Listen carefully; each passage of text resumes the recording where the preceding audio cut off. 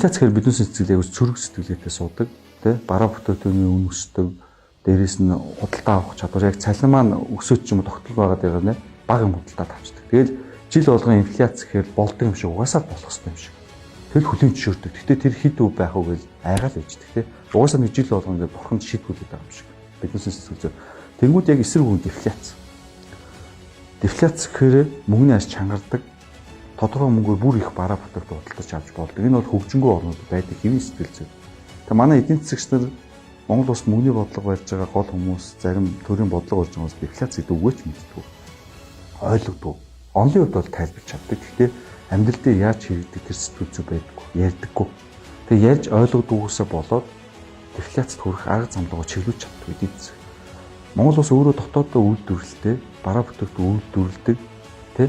Дотооддоо ингээ аягүй бол үйлчилгээч гаргадаг, бараач гаргадаг юм байх юм бол Монгол улсад мөнгөний аж чангарах буюу дефляц, deflation гэдэг англиар inflation биш, deflation гэдэг ойлголт явагдаж болно.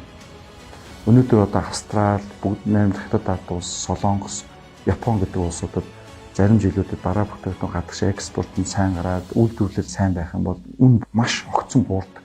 Тэгээ дефляц явагддаг, мөнгөний аж чангардаг. Зарим бараа бүтээгдэхүүн улирлаасаа шалтгаалаад үн маш хямдардаг, тийм энэ бол боломжтой. Тэгээ манай монголчуудын хувьд ингээд сэтгэл зүйн хувьд дандаа л инфляц явагдаж идэг, дандаа л юмны үн өсөж идэг гэдэг ойлголттойгоор өөрсдөө түгжсэн байна. Бидний тэгэхээр дефляц, deflation гэдэг сэтгэл зүй ойлголт хэрэгтэй. Эдийн засагч нар ядаж энийг ярьж эхэллээ. Үүний бодлого болж байгаа.